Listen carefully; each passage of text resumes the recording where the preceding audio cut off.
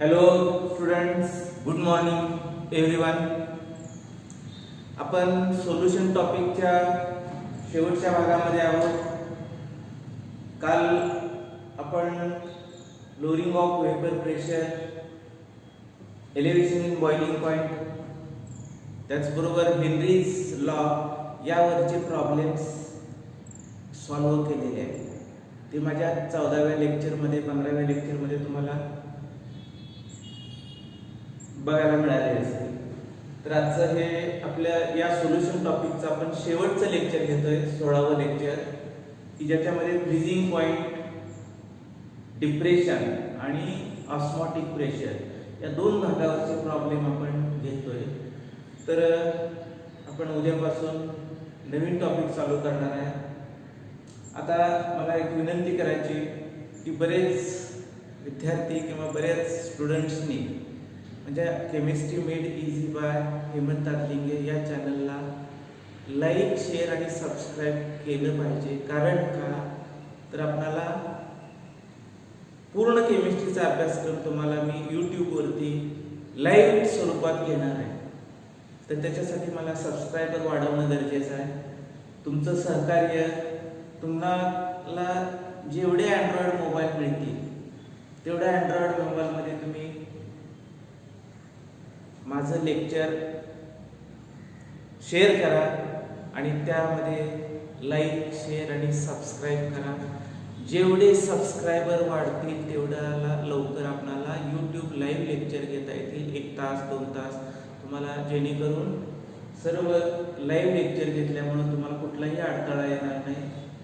तर कृपा करून विनंती आहे तुम्हाला, मला पुढच्या भागामध्ये लाईव्ह लेक्चर घेण्यासाठी सबस्क्रायबर वाढवायचे. तुम्हाला विनंती आहे, सबस्क्रायबर जेवढे वाढतील, विद्यार्थीचा असला पाहिजे असं काही नाही, तर सरसकट कुणाचाही अँड्रॉइड मोबाईल असेल त्याच्यावरती माझं हे लेक्चर शेअर करा आणि त्या यूट्यूबवरच्या लाल कलरचं बटन, म्हणजे माझ्या यूट्यूबची लिंक जी निळ्या कलरची आहे लेक्चरच्या खाली, मी जे लेक्चर पाठवतो तुम्हाला त्याच्या खाली निळ्या कलरची लिंक येते, त्याला टच करा. यूट्यूब ओपन होईल. यूट्यूब ओपन झाल्यानंतर त्याच्या पुढं घंटीचं बटन येईल. त्या घंटीच्या बटनाला सबस्क्राईब करा, जेणेकरून सर्व लेक्चर्स तुम्हाला यापुढं आपोआप तुमच्या मोबाईलमध्ये येतील. तर याविषयी मला या चॅप्टरच्या एंडला का सांगणं भाग पडलं, कारण का बऱ्याच जणांनी लेक्चर ऐकतात परंतु सबस्क्राईब जर नाही केलं तर याच्या पुढचे टॉपिक येऊ शकणार नाही तुम्हाला. तर माझी विनंती, तुम्ही गांभीर्यानं घ्या आणि सबस्क्राईब करा. ठीक आहे. जेवढे कुणाचे मोबाईल असतील, कुणाच्याही अँड्रॉइड घरामध्ये तुमच्या 3-4 मोबाईल, सगळ्या मोबाईलमधनं सबस्क्राईब करा, जेणेकरून सबस्क्रायबरची संख्या आपल्याला 1000च्या पुढे न्यायची. ठीक आहे. तर आज आपण फ्रीजिंग पॉइंट डिप्रेशनवरचा प्रॉब्लेम बघतोय. मी प्रॉब्लेम बोर्डवरती लिहिलेला आहे. 1.02 ग्रॅम ऑफ युरिया, युरियाचं ग्रॅम मध्ये वजन दिलेलं आहे, मास दिलेला आहे. when dissolved in किती water, this much amount of gram of certain solvent म्हटले, वॉटर नाही certain solvent, असा एकाच सॉल्व्हंट मध्ये त्याचा अमाउंट दिलाय, तेवढा सॉल्व्हंट मध्ये एवढा ग्रॅम युरिया डिझॉल्व केला आहे. त्याच्यानंतर decreases its freezing point. Freezing point decrease कितीने होतं त्याचा, तर 0.211 केल्विन. त्याच्यानंतर 1.609 ग्रॅम ऑफ अननोन कंपाऊंड. पहिला युरिया दिलेला आहे, आता काय दिलेला आहे, unknown compound. when dissolved in 86 gram of the same solvent. Same solvent, दोन्ही ठिकाणी सॉल्व्हंट तोच वापरला आहे. Depresses the freezing point by 0.34 kelvin. Calculate the molar mass of the unknown compound. आणि आपल्याला मोलार मास ऑफ युरिया दिलेला आहे 60 gram per मोल, 60 ग्रॅम पर मोल. तर आपण सोल्युशन बघतोय. तर सोल्युशन मध्ये सुरुवातीला फॉर्म्युला काय येणार आहे बघा, M2 is equal to 1000 into Kf into W2 divided by delta TF into किंवा आपल्याला काय म्हणता येईल W1.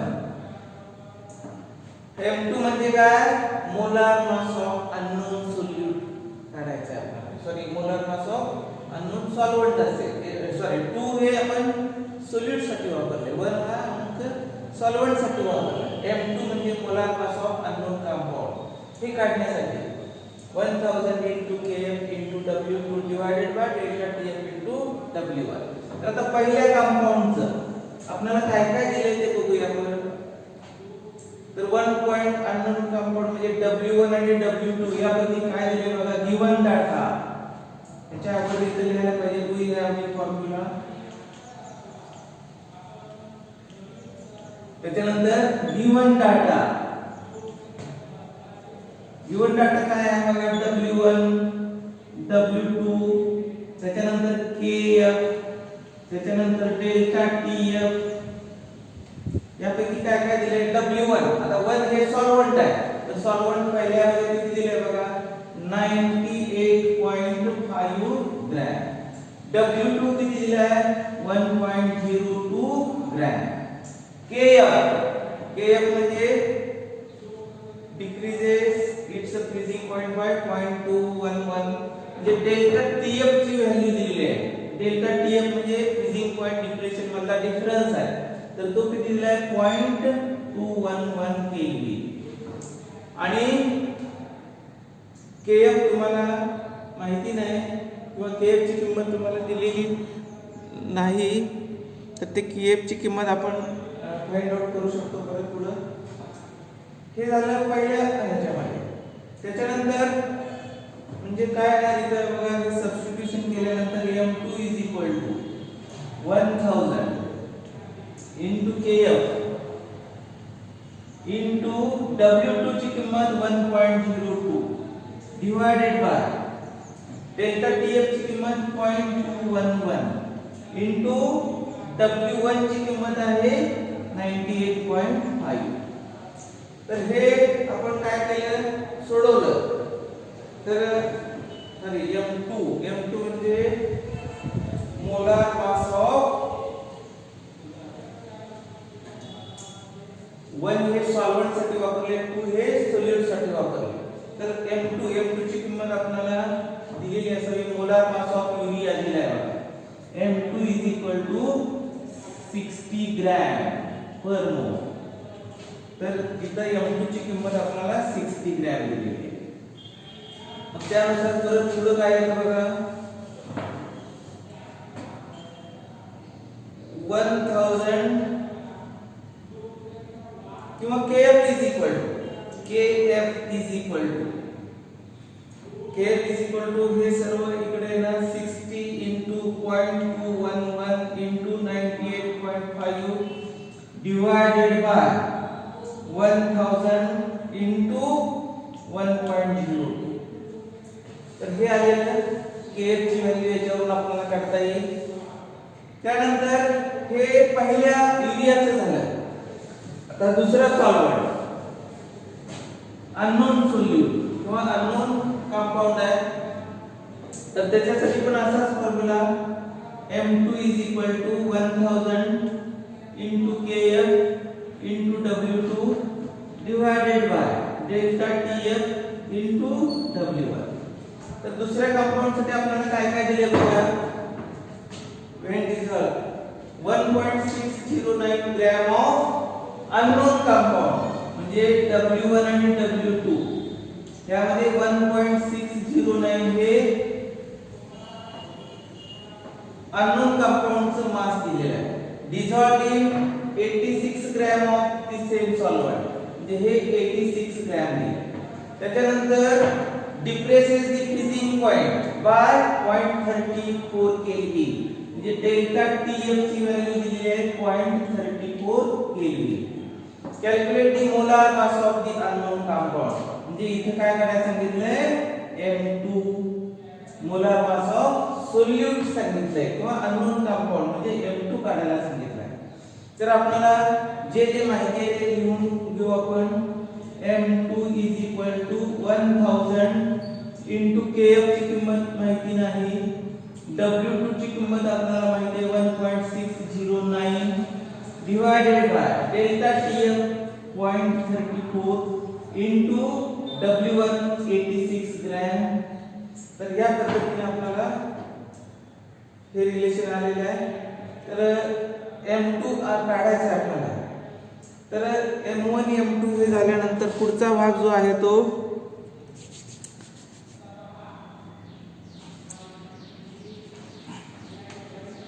तर 60 हे पहिल्या कंपाऊंडचं 60 into 0.11 9855 हे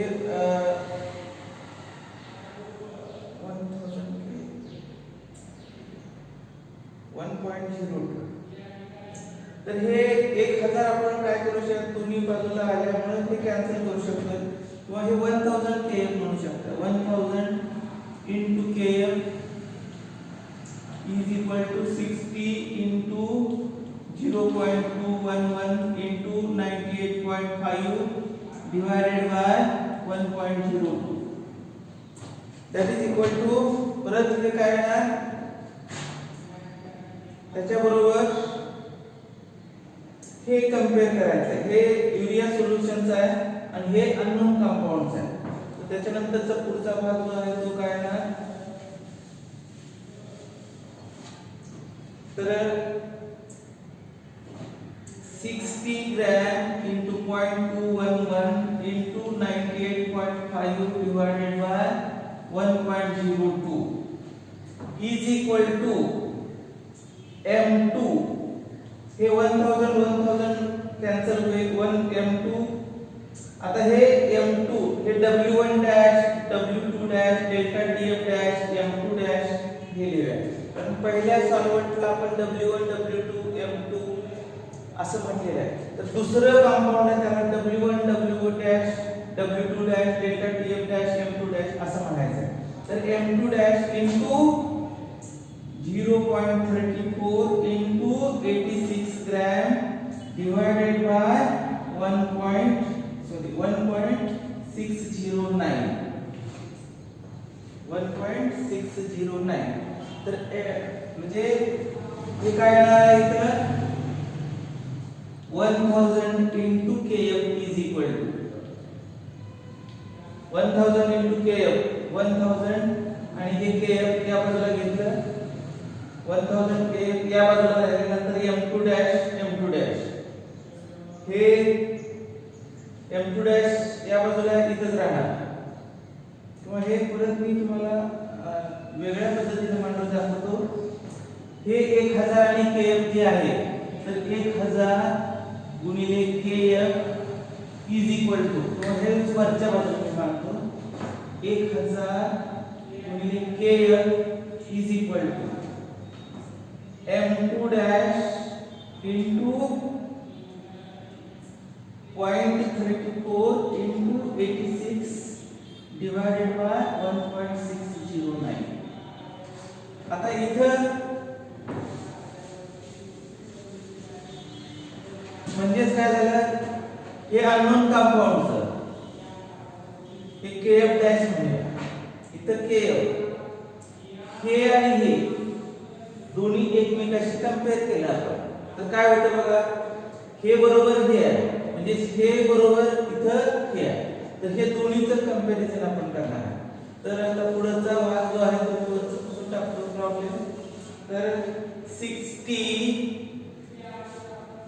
into 0.211 into 98.5 divided by 1.02 is equal to काय आहे पुढं M2 dash into 0.34 into 86 divided by 1.609.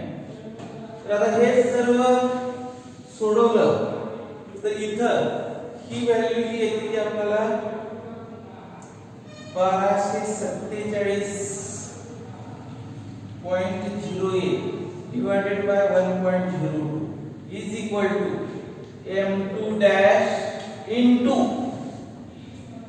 0.34 into 86 divided by 1.609.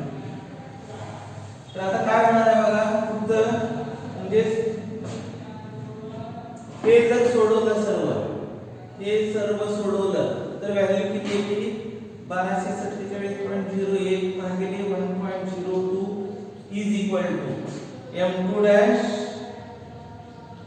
into 18.173. हे लॉग टेबलने सोडवायचं. याचा दोन्हीचा गुणाकार केले हे केले की ही व्हॅल्यू येते.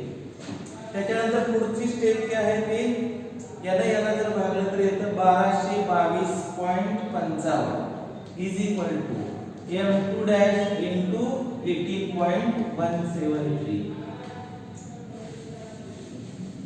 याच्या पुढची स्टेप काय येणार आहे m2 dash is equal to 1222.55 divided by 18.173.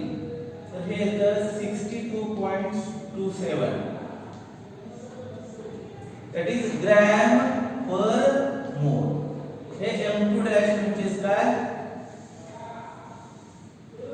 तर molar mass of unknown compound. आपल्याला काय करायला सांगितलं होतं या प्रॉब्लेम मध्ये calculate the molar mass of unknown compound. thus the molar mass of unknown compound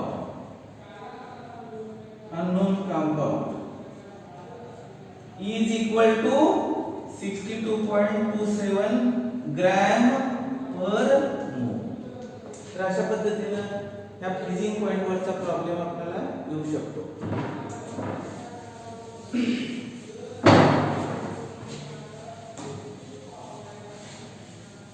त्यानंतरचा ऑस्मोटिक प्रेशर वरच्या भागावरचा प्रॉब्लेम आपण घेणार आहे. Osmotic pressure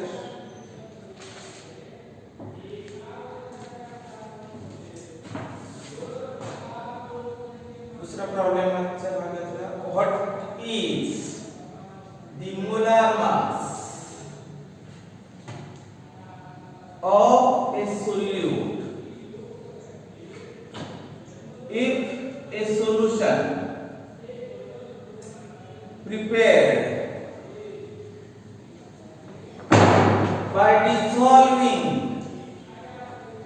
0.822 gram of it in 300 cubic decimeters किंवा त्याला क्यूबिक सेंटीमीटर म्हटले किंवा त्याला ml म्हणायचं of water has an osmotic pressure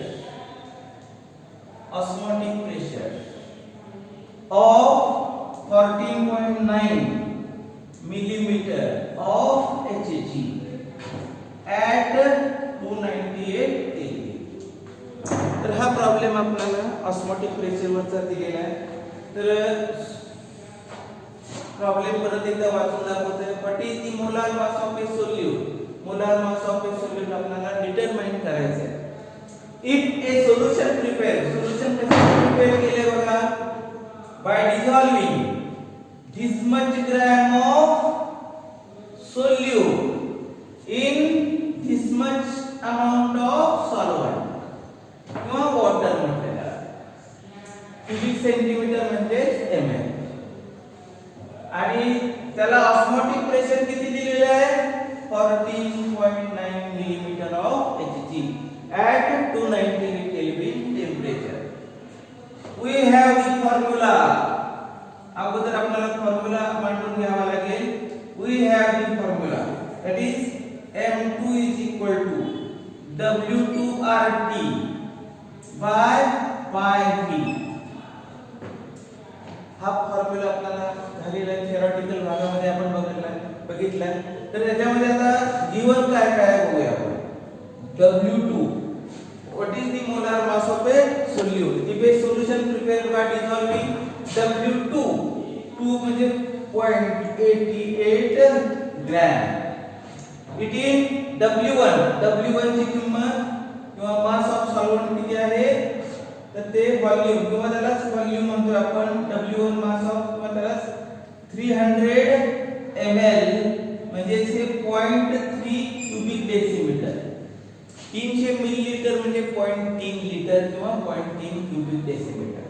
त्याच्यानंतर R ची किंमत आपल्याला माहिती आहे 8.314 जूल पर केल्विन पर मोल. त्याच्यानंतर T ची किंमत पण दिलेली आहे आपल्याला T 298 केल्विन. W2 माहिती आहे, R माहिती आहे, T माहिती आहे. पाय ची किंमत पण दिलेली आहे. पाय ची किंमत किती दिलेली आहे? Pi is equal to 14.9 millimetre of Hg. तर पाय दिलाय, B दिलाय, W1 म्हणजे आपण B समजणार आणि तो किती दिलाय 0.3 क्यूबिक डेसिमीटर. तर त्याच्यावरून आपल्याला मोलार मास काढता येईल. तर आपण किमती सबस्टिट्यूट करूया. तर M2 is equal to 0.822 into R 8.314 into T 298 Kelvin divided by 14.9 into V.3 that is equal to M2. तर हे सर्व जर सोडवलं आपल्याला आता काय करावं लागेल, ज्यांना कळत नाही त्यांच्यासाठी सांगतो. याचा लॉग बघायचा, याचा लॉग बघायचा, याचा लॉग बघायचा, या सर्वांची बेरीज करायची. त्याच्यानंतर ही बेरीज बाजूला ठेवा. याचा लॉग बघा, याचा लॉग बघा, या दोन्हीची बेरीज करायची. याच्या लॉगची जी बेरीज आलेली आहे त्या बेरीजमधून याच्या लॉगची बेरीज वजा करायची आणि त्याचा अँटी लॉग बघायचा. म्हणजे तुम्हाला याचं M2 ची किंमत येईल आणि ती M2 ची किंमत इथे तुम्हाला येते साधारणपणे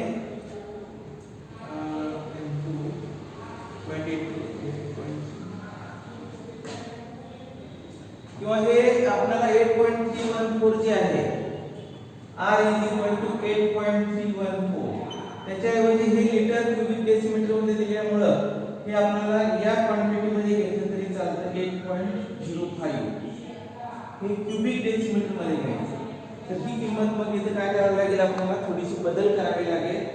तर थोडीशी बदल म्हणजे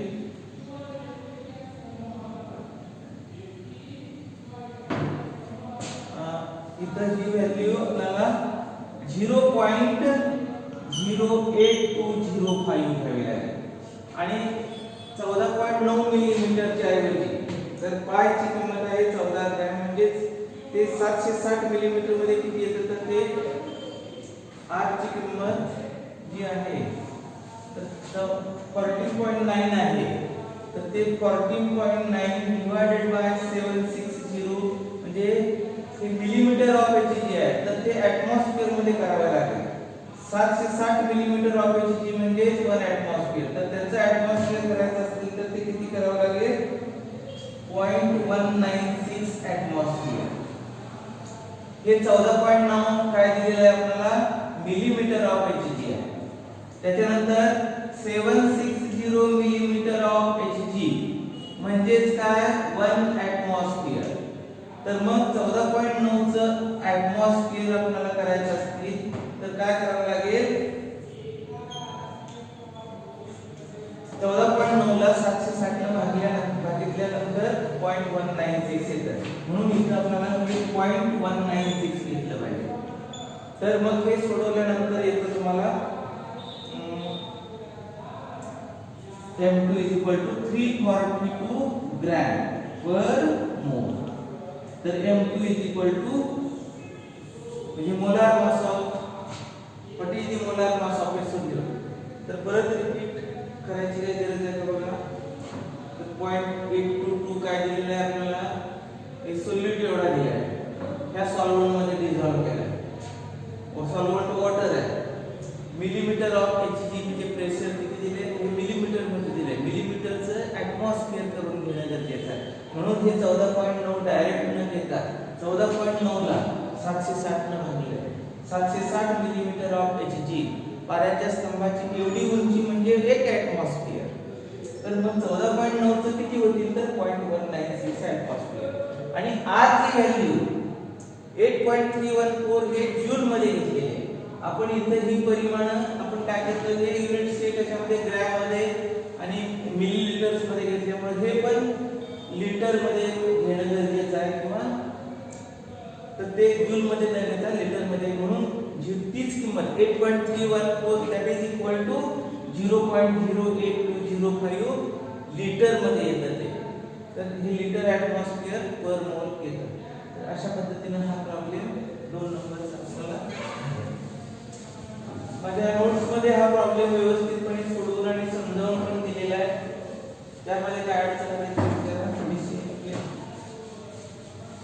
त्यानंतर शेवटच्या भागाचा याच भागावरचा शेवटचा एक प्रॉब्लेम आपण घेणार आहे. तर तो आहे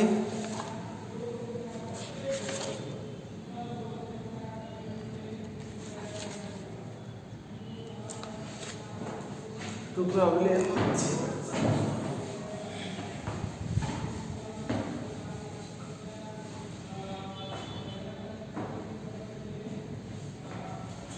तीसरा प्रॉब्लेम घेतोय 0.2 gram 0.2 molar of aqueous solution of KCl freezes at minus 0.680 degree Celsius. Calculate Van 't Hoff factor and osmotic pressure of solution at 0 degree Celsius. Given Kf is equal to 1.86 Kelvin kilogram per mole. तर यामध्ये solution आपल्याला काय करायचं सांगितलं बघा. Problem परत वाचतोय. 0.2 molar solution of aqueous solution of KCl चं 0.2 मोलार द्रावण आहे. फ्रीज कितीला होतंय -0.680 degree Celsius. Calculate Van 't Hoff factor and osmotic pressure of solution at 0 degree Celsius. We have the formula for calculate delta TF. Delta TF is equal to Kf into m. आता delta TF आपल्याला कळाय. Kf दिलेला आहे तुम्हाला 1.86 kelvin kilogram पर मोल आणि m दिलेला आहे 0.2 molar. तर ह्या दोन्हीचं जर आपण हे केलं 1.86 into 0.2 तर हे येतं 0.372 केल्विन. म्हणजे डेल्टा TF ची व्हॅल्यू तुम्हाला म्हणजे डिप्रेशन इन्क्रीजिंग पॉइंट हे येतं 0.372 केल्विन. त्याच्यानंतर Van 't Hoff फॅक्टर काढायचा. Van 't Hoff factor I Van 't Hoff factor that is I is equal to तर हे delta TF divided by delta TF 0. आता हे आपल्याला दिलेले आहे बघा फ्रीजेस दिस मच हे डेल्टा TF. तर हे कसं आलं बघा. हे डेल्टा TF 0.680 आणि ही व्हॅल्यू इथे येते 0.372. आपण इथे डेल्टा TF ची व्हॅल्यू किती काढलेली आहे हे थियोरेटिकल अपॉन ऑब्झर्व. थियोरेटिकल दिलेलं आहे मायनस. आता इथे घेताना ही व्हॅल्यू प्लस घ्यायची कॅल्क्युलेशन करताना. Delta TF is equal to 0.680 divided by delta TF 0.372 म्हणजे याचे येतं हे 1.83. हे जर सोडवलं लॉग याचा बघायचा. याचा लॉग मायनस याचा लॉग दोन्हीच्या लॉगचे वजाबाकी याचा अँटीलॉग येणार उत्तर 1.83. म्हणजे हा आला Van 't Hoff factor I. आता हा Van 't Hoff फॅक्टर आल्यानंतर पुढचा भाग काय आहे बघा. Phi 0 is equal to mRT हे रिलेशन आपल्याला झालेलं आहे. आणि m म्हणजे काय तर N2/V म्हणजे काय तर Phi 0 is equal to N2/V RT. आता पुढच्या भागामध्ये सांगायचं म्हटलं तर आता हे 0.2 मोल दिलेले आहे बघा. 0.2 मोल म्हणजे येथे येतं 0.2 मोल इंटू R ची किंमत 0.08205. R ची व्हॅल्यू इथे दिलेली असते बघा. R 0.08205 litre atmosphere per kelvin per mole असते ही व्हॅल्यू. हा गिवन डाटा असतो. R ची किंमत दिलेली आहे. त्याच्यानंतर T म्हणजे 273 0 डिग्री सेल्सिअस म्हणजे त्याचं केल्विन मध्ये 273 मिसळलं पाहिजे म्हणून 273 येतं divided by volume of the solution 1 litre. तर यामध्ये आपल्याला हे जर सोडवलं तर येतं हे 4.48 ॲटमॉस्फिअर. हे आलं π0 म्हणजे 4. त्याच्यानंतर पुढचा भागामध्ये काय आला I म्हणजे point of factor that is equal to π/π0. आता π म्हणजे ऑस्मोटिक प्रेशर ऑफ सोल्युशन आपल्याला काढायला सांगितलंय. I ची किंमत आपल्याला आता मिळाली होती. किंवा इथं म्हणूया आपण we know मगाशी मी I काढलेला होता. I 1.83 π0 ची किंमत आपल्याला माहिती आहे 4.48 ॲटमॉस्फिअर. तर I π/π0. I म्हणजे 1.83 इज इक्वल टू पाय ची किंमत काढायची. π0 ची किंमत 4.48 म्हणजेच पाय इज इक्वल टू 1.83 into 4.48. तर हे दोन्हीचं सोडवलं तर आपल्याला किती येतं उत्तर पाय इज इक्वल टू 8.2 ॲटमॉस्फिअर. म्हणजे ऑस्मोटिक प्रेशर जे आपल्याला काढायला सांगितलंय तर ते and calculate rant of factor. Rant of factor I किती मिळाला आपल्याला आय किती मिळाला आय ची किंमत. तर आपल्याला रिझल्ट जर मांडायचं म्हटलं तर result I rant of factor 1.83 आणि ऑस्मोटिक प्रेशर पाय ची किंमत किती आली 8.2 ॲटमॉस्फिअर. तर आपल्याला या प्रॉब्लेम मध्ये जे दोन रिझल्ट दिलेले आहेत तर हे दोन्ही रिझल्ट दिलेले आहेत त्याप्रमाणे